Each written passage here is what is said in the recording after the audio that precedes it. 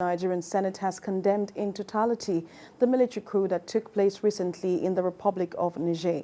During a closed-door session that lasted for more than 2 hours earlier today, the Senate commended President Bola Tinubu and other heads of states and governments of ECOWAS for their prompt response.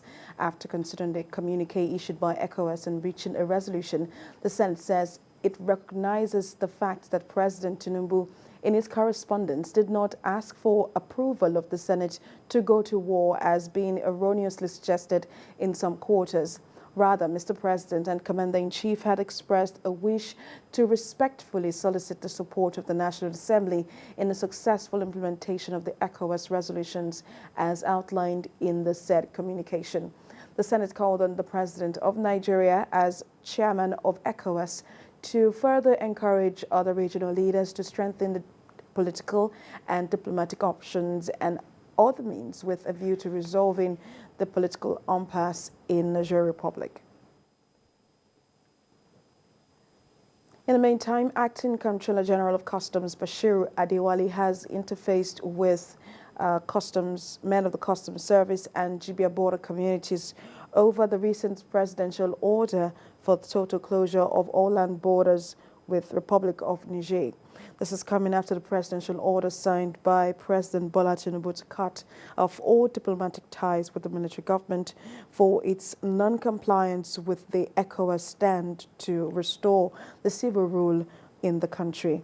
Addressing frontline officers of the customs and members of Jibia community, the Acting Comptroller General enjoins them to see the federal government's stand as necessary towards peaceful coexistence in the region. One with our stakeholders who are in Jibia, once again to reiterate the readiness of Nigeria Customs Service to implement a presidential directive to effect the closure of Jibia border, and not just Jibia border, but all the borders that have that are contiguous with Republic of Niger.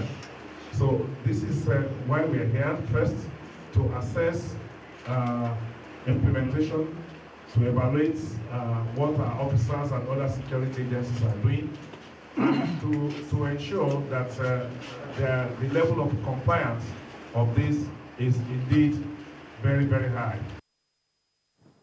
In the last 5 years, Nigeria has witnessed its worst migration crisis in history. Young Nigerians blame it on the economic environment being too harsh for them to thrive. Chinemi Bami reports. For most young Nigerians, leaving the country, seeking greener pastures abroad is their only hope of a better life due to the increasing harsh economic situations. The word japa has become synonymous to traveling out of the country at every cost, with more developed countries like Germany, Canada and the UK wooing young professionals to join their growing economy. It is causing a major brain drain. Maybe due to current situation of the country, that is to lack of funds, that is what I would say. Because things are cost now, things are not in order in Nigeria. So that is the reason.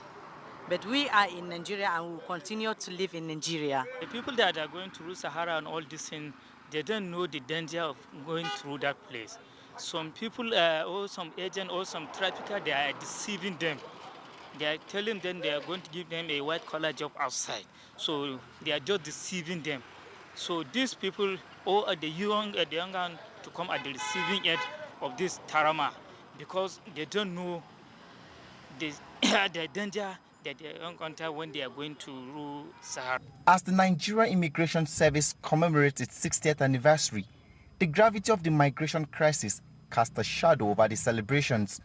Established to safeguard the nation's borders and regulate migration, NIS now faces an uphill battle. Then you go to those countries. As they keep saying, there's really no free meal in Freetown. So if you wake up one day and say you want to go out, life is so easy. You get there and discover that Nigeria is heaven. We have all we need in this country to be great. And the government we have now has started so well. And is giving all agencies the support they need.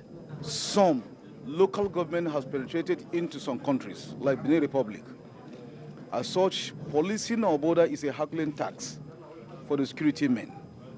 Therefore, I justified the need to help our immigration and other security agencies with lots of logistics, particularly operational vehicles for them to cover the landmass. As Nigeria Immigration Service enters its 7th decade, the road ahead remains challenging. While progress has been made, the complex nature of the migration crisis demands sustained commitment, cooperation, and innovation. Chenemi Bameyi, TVC News.